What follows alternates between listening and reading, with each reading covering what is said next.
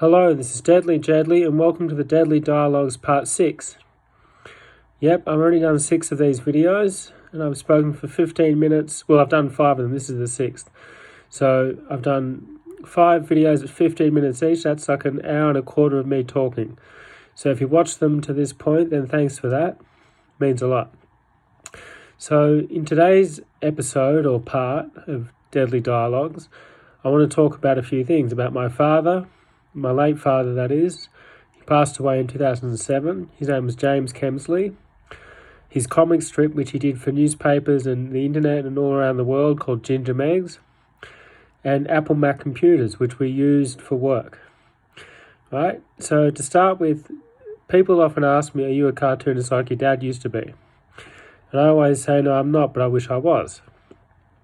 Because what happened was, Dad was simply helping out on the Ginger Megs movie in 1982 on the set of the film, and he was doodling Ginger Megs on the back of a piece of paper. And someone asked him, are you the Ginger Megs cartoonist? And he said no, but one day he might be. Then 2 years later, the job came up of Ginger Megs cartoonist in 1984, and Dad was phone called. They rang him up on the phone and said, do you want the job? And he said, well, he's already doing it. He'd been doing it for 2 years for fun, practicing it, doodling it. So he became the Ginger Megs cartoonist in 1984. And then 1990 it went daily, because from 1984 to 1990, for that 6 years, Dad did it every single Sunday.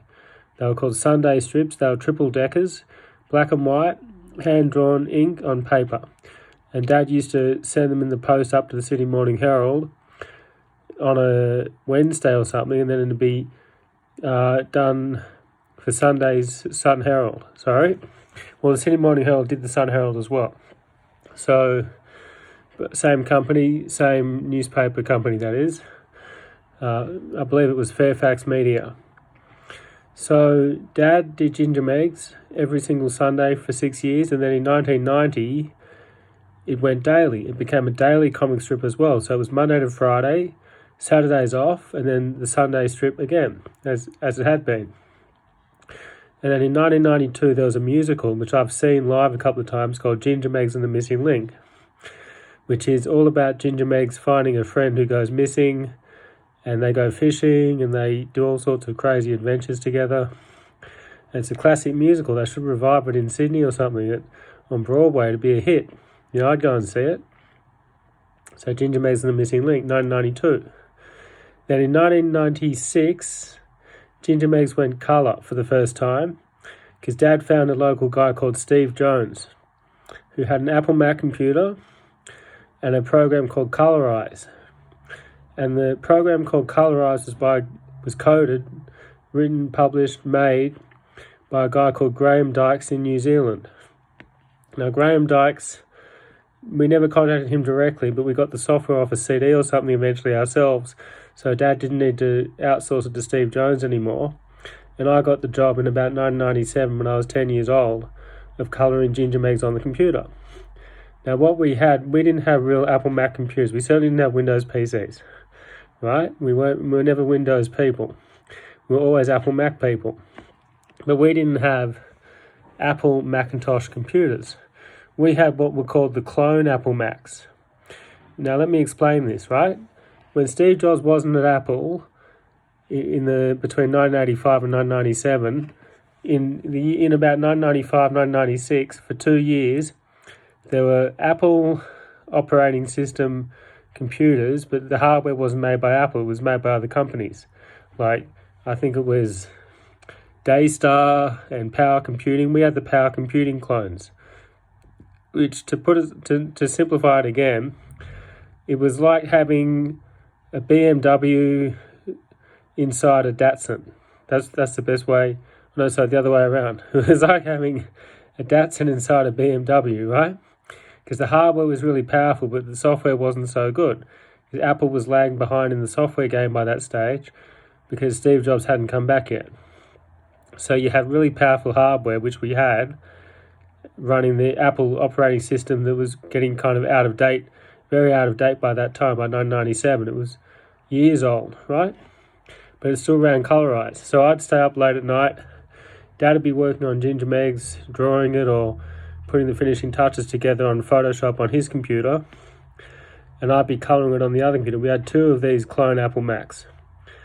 So they're really good computers, but then after a couple of years, Dad decided that we needed to get real Apple Macs.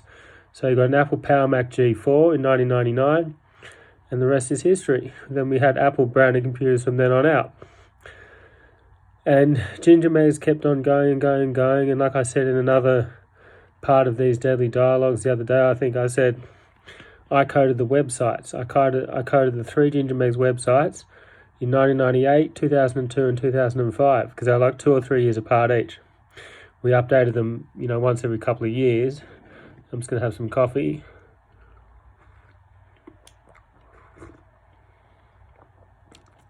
So we did these websites.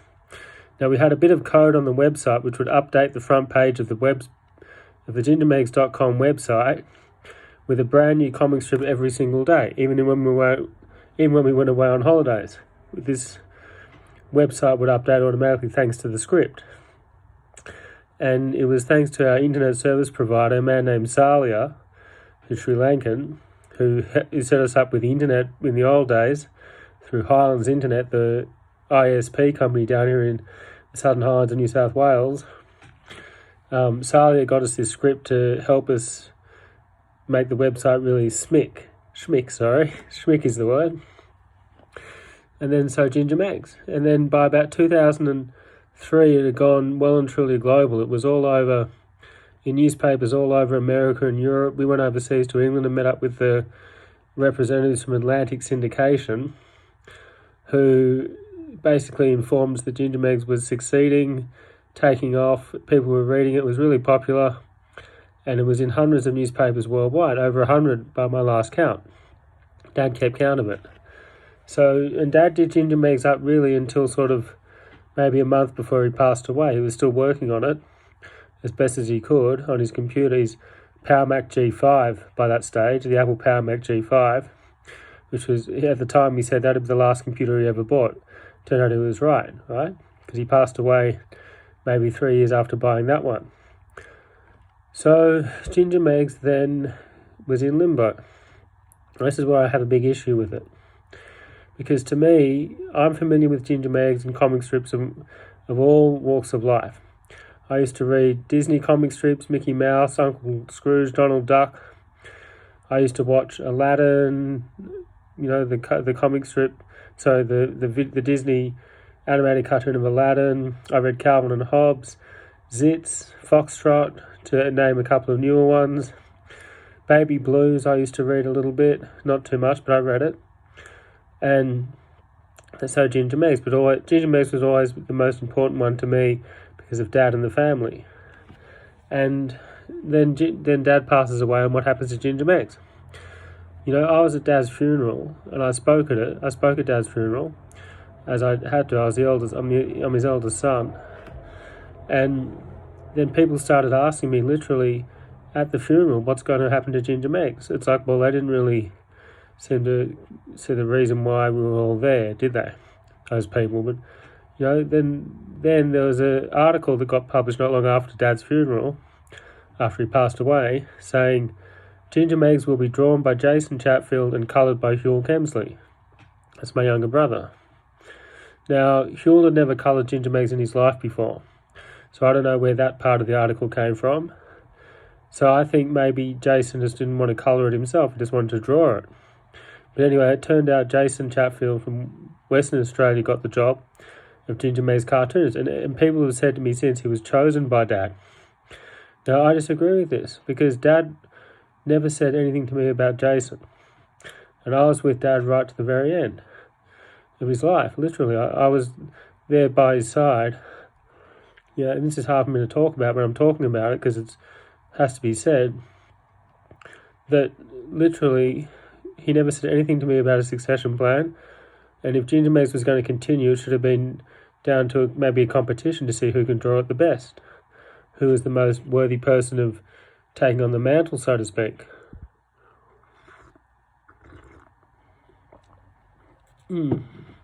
So I think then what's been going on for the last 18 years nearly since Dad passed away is Jason's been doing Ginger Megs, right?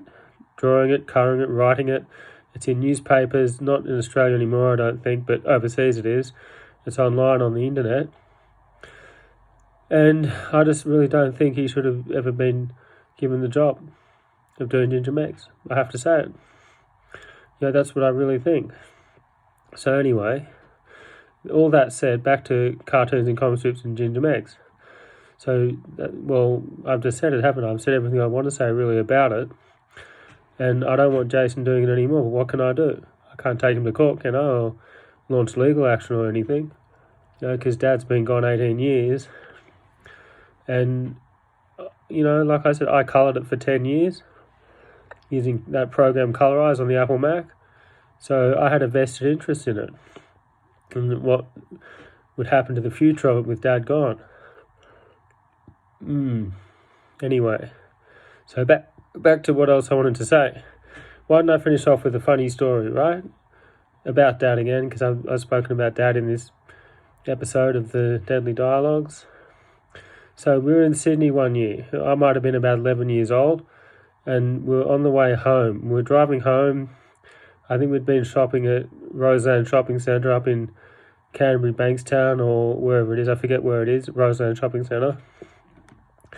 And then we were on the way home. Then Dad did a U-turn on the road, or he turned around he turned at the lights and he went back the way we came. And me and my younger brother Huel said, well, where are we going, Dad? I thought we were going home. And Dad said, no, we're going to go and see a movie. And it turned out we ended up going back to Hoyt Cinemas on Broadway in Sydney to see the last showing of Zorro, the movie starring Antonio Banderas and Catherine Zeta-Jones. And Zorro was showing at like 10 o'clock at night. And it's a 2-hour movie, as most action movies were in those days. This is going back nearly 30 years now, or 25 years or something. And I think it was 1998. I've got a feeling that was the year. So what's that, 27 years ago? And we saw Zorro, the last showing, and it finished at midnight. So that was the latest I'd ever stayed up. Like, I'd stayed up out of the house, and it had been the next day, so to speak, like, not counting just staying up late at home and watching TV or movies at home on TV. So it was the latest I'd ever stayed out of the house. And because Dad wanted to see that movie for one reason, right? In particular, there's one reason he wanted to see the movie. Because there's a scene in that movie, Zorro, where Zorro cuts off the woman's dress with his sword. And Dad wanted to see the expression on her face. I think that's the best way I can put it. And I still remember watching that scene, and I've seen that scene since, because we've got that movie on DVD for, old time's sake. And it's a classic movie, classic scene, and we saw it at midnight. Hoyt's Cinema, Sydney, 27 years ago. And I'll never forget it. It was like it was last night. Anyway, I think that might nearly do me. Anything else I had to talk about?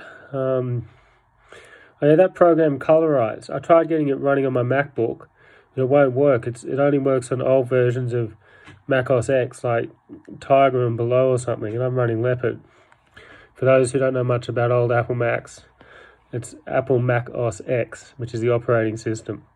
So this one was like the equivalent of Windows XP. If you're a Windows person, it came out around the same time. So anyway, that might do me for now. I will talk to you all later. This is Deadly Jedly. See you later, and go and watch Zorro if you haven't seen it.